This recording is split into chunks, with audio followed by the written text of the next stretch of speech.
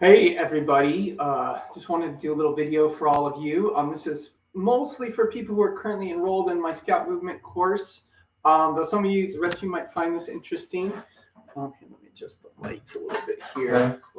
Got a lot of glare from the sun outside. Anyway, yeah, I've been meaning to put this together for a while. I wanted to share about like what we do and why and where it comes from. And I know I share a little bit in each of our classes about this, but yeah, I wanted to get into a little bit more details. So first of all, where does this stuff come from?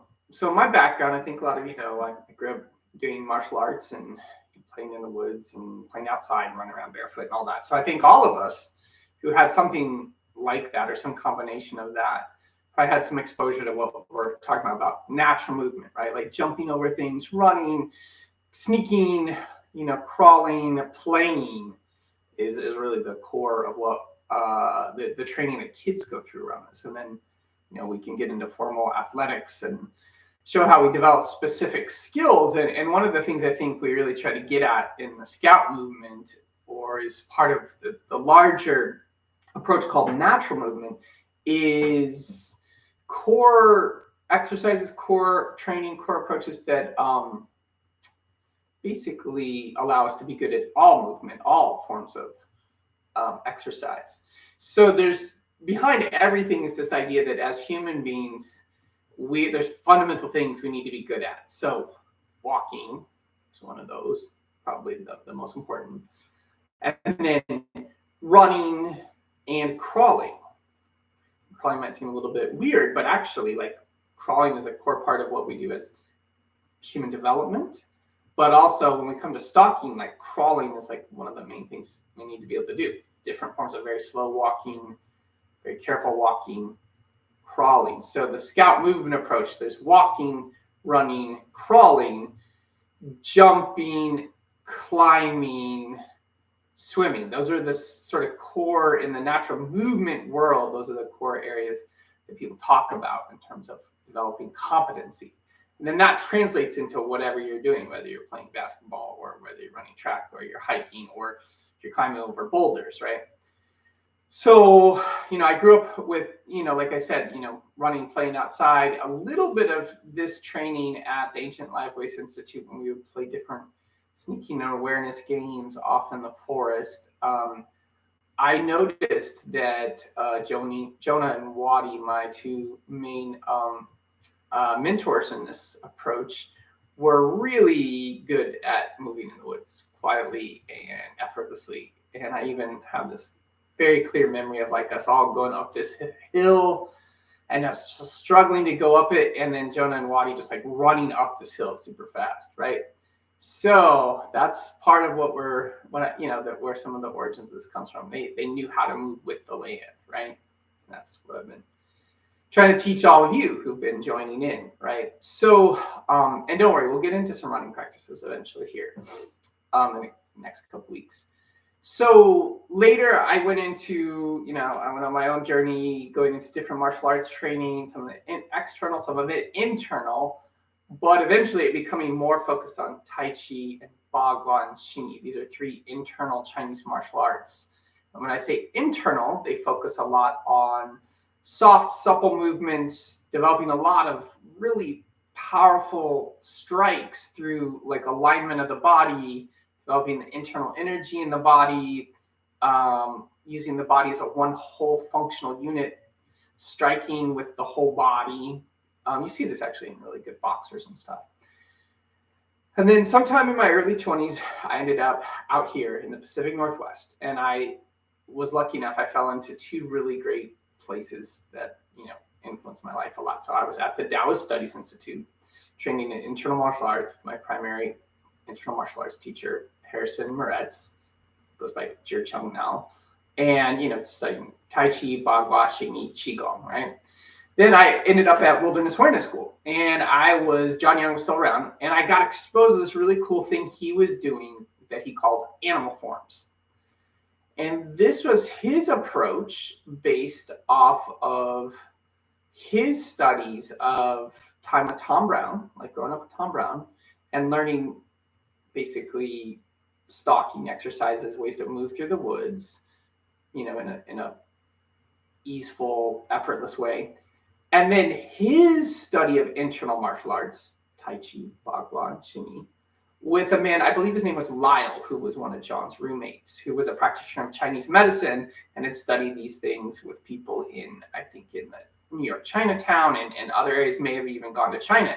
So John took this internal martial arts approach and what he learned from Tom Brown and created what he called the animal forms. And so when I got to Wilderness Training School, I got exposed to that. I was stoked. I was so psyched. So this includes things like fox walking, as a basic, but other things like, different, crawl movements. A lot of the quadrupedal movements we do come from the animal forms, though not all of them. And then, different stalking exercises, different, like moving like a heron, moving like a deer. And John's emphasis, from what I remember, is a lot of it was on picturing yourself like the animal and then moving that way naturally. And he got that both from Tom and from Lyle. So like two very different lineages had the same teaching about like picturing yourself like the animal and then moving. When we look at the core quadrupedal movements we do and some of the walking exercises, some of the mobility exercises, it goes back to what John had compiled as this core set of animal forms exercises. And that was it was and still is a part of what they teach at Wilderness Training School, many different other survival skills schools and in-person training. So when you teach it to kids, you teach it more in the form of games and play, and maybe you show a few movements. And then as adults, you show it as this whole other set of approach of almost like a yoga or a Tai Chi or Kung Fu of the forest and the woods. And then that culminates in like actual scout training and scout movement in scenarios where you're sneaking around the woods and you have objectives and you have to be invisible and things, right?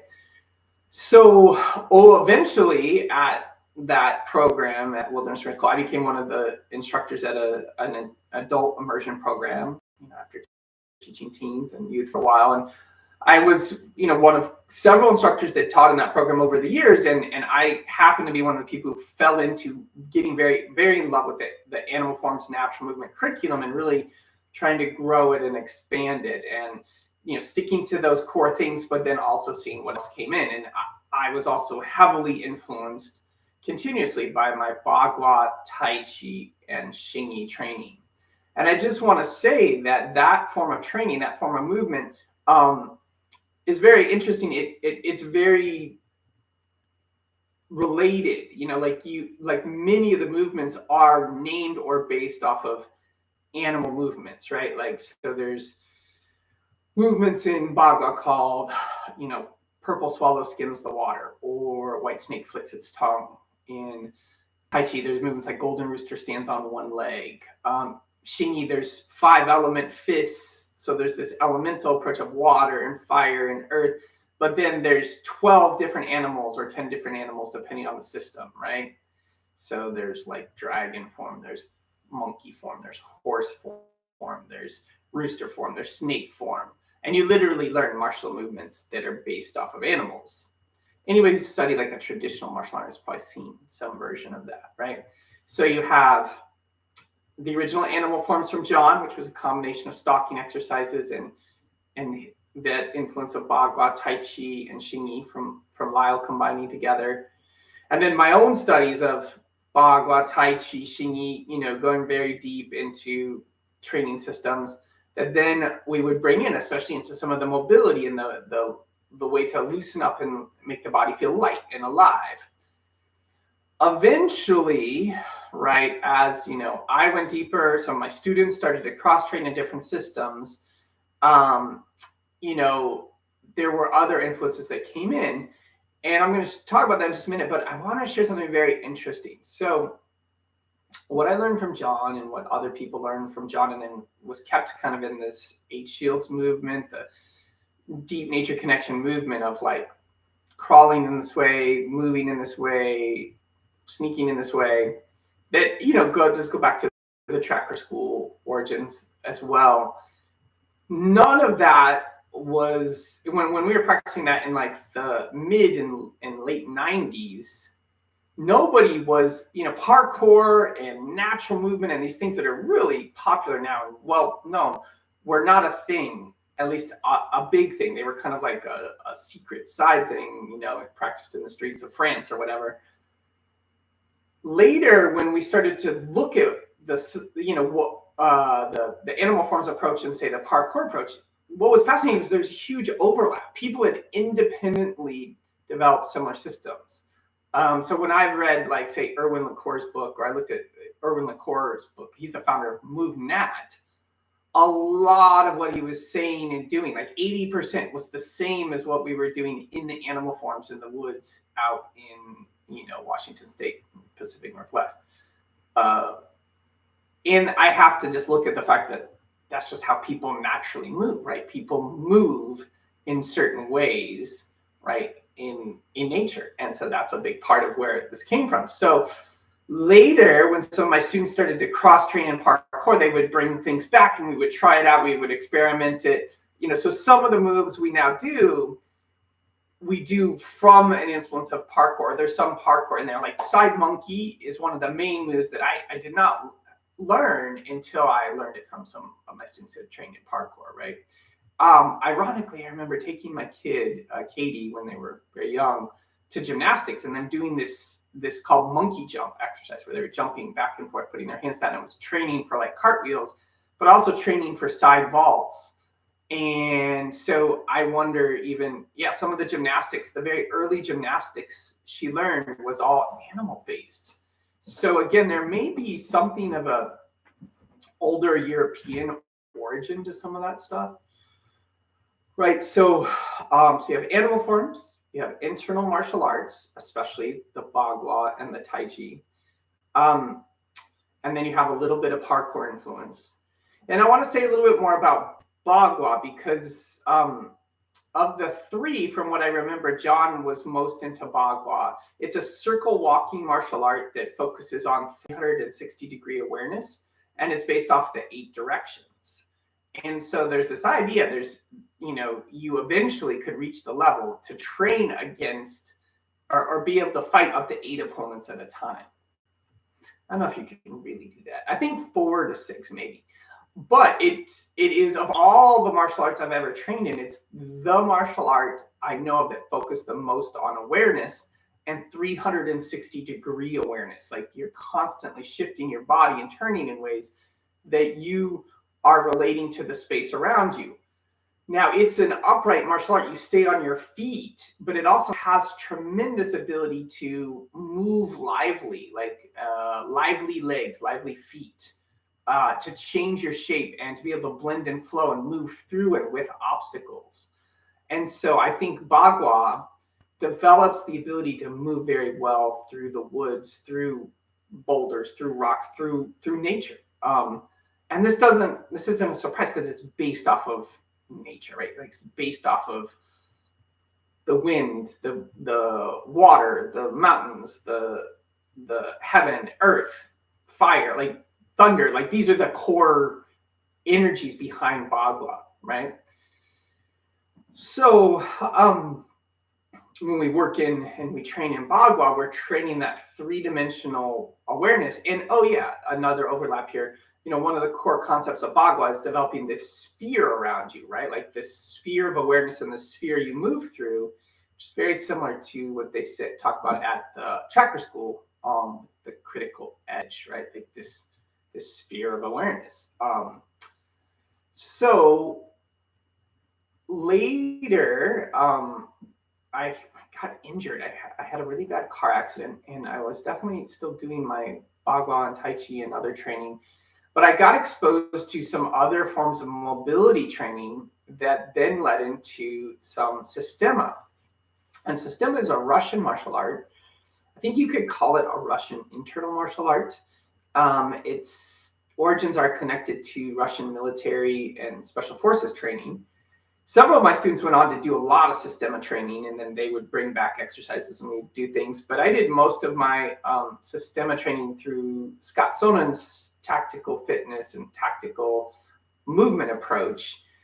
And I would say that the coolest thing about Systema, well, actually, Systema does a lot of the same things about like the relaxation through the body, the joint mobility, the fluidness. So very similar, if not the same kinds of fundamental training. But Systema has a lot of very interesting ground movements that are different.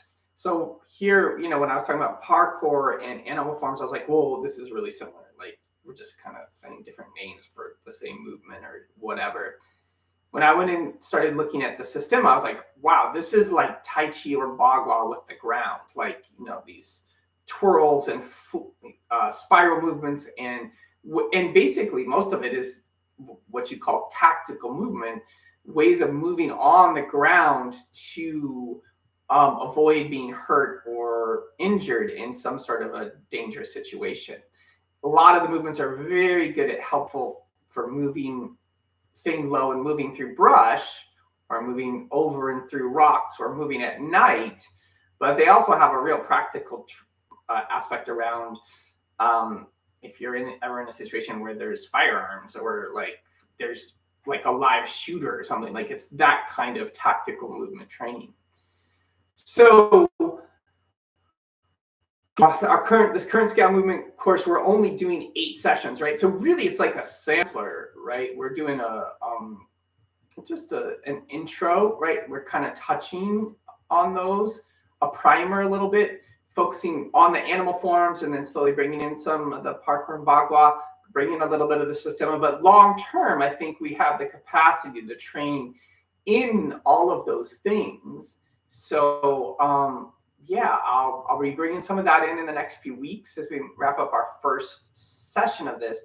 But as you can probably tell, there's, I wouldn't say like infinite, but there's a very large amount of material we can dive into and get into and go deeper and learn from. And there's even, I didn't mention this, there's a very cool system in Chinese internal training called the 5 animal play, a very old and extensive Qigong training set that again works with different animal movements, different stepping, walking methods that not only creates a lot of health, but also like creates tremendous balance and ability to move nimbly. So we're ultimately trying to move in that like nimble, relaxed, connected way. So those of you who are already in the course, this is mostly for you. We're having our course on Mondays from 10 to 11:15. It's gone through 4 sessions.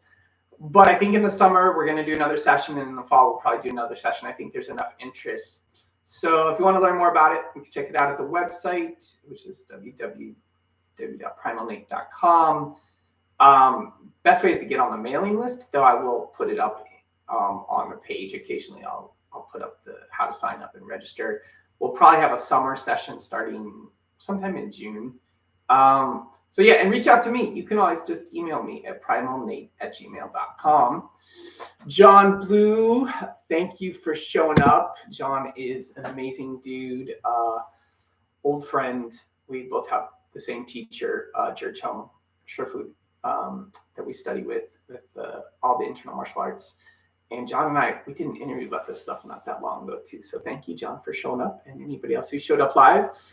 And yeah, now this recording or this link should go out to everybody. So have a good one, everybody. Thanks for tuning in.